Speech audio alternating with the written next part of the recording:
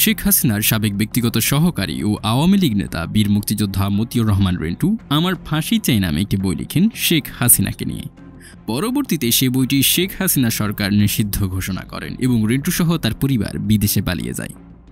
সেই বইয়ের একটি অংশে তিনি তুলে ধরেন শেখ হাসিনার মানুষকে দেখিয়ে দেখিয়ে নামাজ পড়ার একটি ঘটনা। সেই ঘটনার বিস্তারিত থাকছে আমাদের আজকের এই আয়োজনে। এই বইয়ের বাকি অংশগুলো সহ রাজনৈতিক অঙ্গনের নানান ইতিহাস ও তথ্য পেতে আমাদের চ্যানেলটি সাবস্ক্রাইব করে বেল বাটনটি প্রেস করে রাখুন। তিনি লিখেন, বঙ্গবন্ধু কন্যা শেখ হাসিনা ১৯৯৪ সালের শেষ মুহূর্তে ধানমন্ডি বাড়িতে উঠেই ৯৫ সালের জানুয়ারির প্রথম থেকেই জোরে সোরে লাগাতার আন্দোলন, সংগ্রাম, হরতাল, পদযাত্রা ইত্যাদি শুরু করলেন। দুপুর ২টায় টঙ্গী থেকে মহাখালী পর্যন্ত পদযাত্রা শুরু হলো, অর্থাৎ টঙ্গী থেকে সবাই পায়ে হেঁটে মহাখালী যাবেন। মহাখালীতে মঞ্চ তৈরি করা আছে।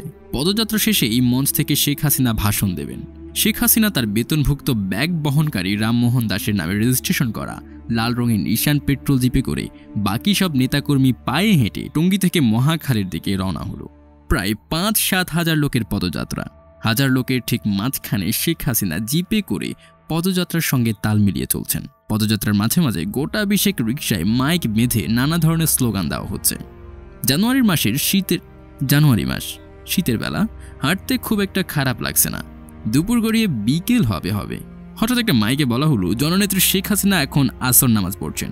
সঙ্গে সঙ্গে সবগুলো মাইক থেকে বলা শুরু হলো জননেত্রী বঙ্গবন্ধু কন্যা এখন আসর নামাজ পড়ছেন। ঘড়িতে তখন ৩:১৫ বাজে। প্রেসিডিয়াম সদস্য তোফায়েল আহমেদ অর্থাৎ বর্তমানে শেখ হাসিনার শিল্প বাণিজ্য মন্ত্রী বললেন, আরে থামো, এখনো আসর ওয়াক্তই হয়নি, একটু পরে বলো। এই কথা শুনে সব নেতারা হাসাহাসি শুরু করলো। এদিকে বঙ্গবন্ধু কন্যা নিশান পেট্রোল জিপের বড় বড় জানালার গ্লাস খুলে নামাজ পড়তে শুরু করলেন।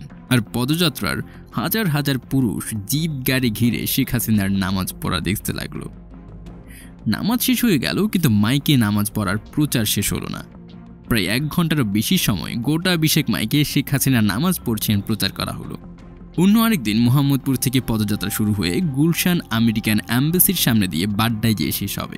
পদযাত্রা শুরু হলে শেখ হাসিনা ডেকে বললেন নামাজের ওয়াক্ত হওয়ার পরে যেন মাইকে বলা শুরু করে, ওয়াক্তের আগে যেন বলা শুরু না করে। এবার মাইকম্যানদের আগে ভাগেই জননেত্রী শেখ হাসিনার নির্দেশ জানিয়ে দেওয়া হলো এবং আজ নামাজের ওয়াক্ত শুরু হওয়ার পরেই মাইকে প্রচার শুরু হলো। নেত্রীও যথারীতি নিশান পেট্রোল জিপের জানালা খুলেই নামাজ আদায় করলেন। হাজার হাজার পুরুষ মানুষও জিপ ঘিরে শেখ হাসিনার নামাজ আদায় দেখল। পদযাত্রা শেষে বঙ্গবন্ধু কন্যা তার ধানমন্ডিস্থ বাসায় গেলে তার এক সঙ্গী বললেন, আপা, আপনি নামাজ পড়তে থাকলে মানুষ ভিড় করে আপনাকে দেখতে থাকে, এতে নামাজ নষ্ট হয়, আপনি নিশান পেট্রোল জিপে পর্দা লাগিয়ে দিন। উত্তরে শেখ হাসিনা বললেন, না, পর্দা লাগালে জিপের ডিসেন্সি থাকে না। তখন ওই সঙ্গী বলল, তাহলে আপা আপনি জিপে বড় একটা চাদর রাখবেন, যখন নামাজ পড়বেন আমরা তখন ওই চাদরটা দিয়ে জিপটা ঘিরে রাখবো, যাতে আপনার নামাজ পড়া কেউ দেখতে না পারে। জননেত্রী বললেন, না, তোমরা তো সব ভাইয়ের মতো, চাদর লাগবে না। এর ৩ দিন পরে কাঁচপুর থেকে গুলিস্তান পর্যন্ত পদযাত্রা। ওই পদযাত্রায় ওই একই মাইক, একই নামাজ, একই পুরুষ মানুষের ঘিরে রাখা।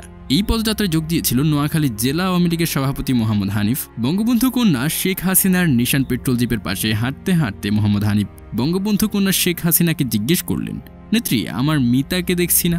নেত্রী বললেন, কোন মিতা? জেলা সভাপতি নগর আওয়ামী লীগের সভাপতি ঢাকার মেয়র মোহাম্মদ হানিফকে দেখছি না। সভানেত্রী রেগে বলে উঠলেন, জানেন না কুত্তার বাচ্চাটা আমার সাথে বেইমানি করেছে? নিমক হারামি, ওরে আমি ১,৩৭,০০,০০০ টাকা খরচ করে মেয়র বানিয়েছি, আর কুত্তার বাচ্চাটা আমার সাথে বেইমানি করেছে। ও ঢাকার মেয়র, ও এখন প্রতিদিন খালেদা জিয়ার সাথে দেখা করে, দিনে ৩-৪ বার খালেদা জিয়ার সাথে ফোনে কথা বলে, আর আমি খবর দিলেও আসে না, ফোন করলেও ধরে না। সময় আসলে এই বেইমানদেরও শিক্ষা দিতে হবে, বুঝলেন? এই বেইমানদের উচিত শিক্ষা দিতে হবে। আপনি প্রস্তুত হন।